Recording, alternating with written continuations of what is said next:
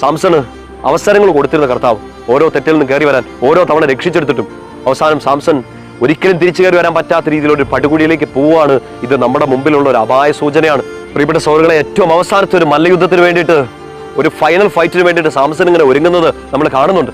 സാംസൺ സർവ്വശക്തിയും എടുത്തിട്ട് അവനെ 2 തൂണയിൽ കെട്ടി നിർത്തിയേക്കാണ്. അവിടെ നിന്നിട്ട് കണ്ണ് കാണാൻ പറ്റാത്ത ഒരു അവസ്ഥയിൽ ശത്രുക്കളെ കണ്ണൊക്കെ ചൂട് നിർത്തിയിട്ടുണ്ട്. ഒരിക്കൽ ബലം ഉണ്ടായിരുന്ന ഒരാൾ, ഒരിക്കൽ സർവ്വശക്തി ഉണ്ടായിരുന്ന ഒരാൾ, വിശുദ്ധിയുടെ വലിയ കോട്ട കൊണ്ട് ശക്തി പിടിച്ച ഒരാൾ എല്ലാം നഷ്ടപ്പെട്ട് നിൽക്കുകയാണ്. ശത്രുക്കൾ അവനെ വിളിക്കുന്നുണ്ട്, സാംസൺ ഇങ്ങോട്ട് വിളിക്ക്, അവൻ നമ്മുടെ മുമ്പിൽ അഭ്യാസം കാണിക്കട്ടെ എന്ന്.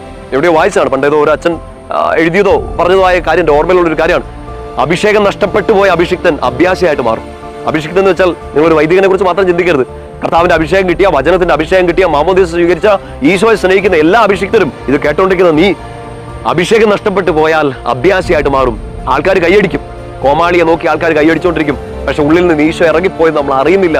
പ്രിയപ്പെട്ട സഹോദരങ്ങൾ, ഇത് വളരെ സീരിയസ് ആയിട്ട് ചിന്തിക്കണം കേട്ടോ. നമ്മൾ ഈ കാലഘട്ടത്തിൽ ജീവിക്കുമ്പോൾ ഇത് കുഴപ്പമില്ല, ഇത് സാരമില്ല, ഇതെല്ലാവരും ചെയ്യുന്നതല്ലേ എന്നൊക്കെ വിചാരിച്ച് വളരെ ലാഘവ ബുദ്ധിയോടുകൂടി ചില പാപങ്ങളെ നമ്മൾ കാണുമ്പോൾ ഇതൊന്നും അത്ര വലിയ പ്രധാനപ്പെട്ട കാര്യങ്ങളല്ല എന്ന് വിചാരിച്ച് വിശുദ്ധിക്ക് വേണ്ടത്ര പ്രാധാന്യം കൊടുക്കാൻ നമ്മൾ ജീവിക്കുമ്പോൾ നമ്മുടെ ഉള്ളിൽ നിന്ന് ഈശോ, ഈ പരിശുദ്ധൻ ഇറങ്ങിപ്പോയത് നമ്മൾ അറിയില്ല.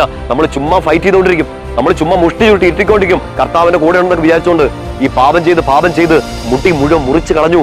നമ്മളിങ്ങനെ ബലമില്ലാണ്ട് നിൽക്കുകയാണ്.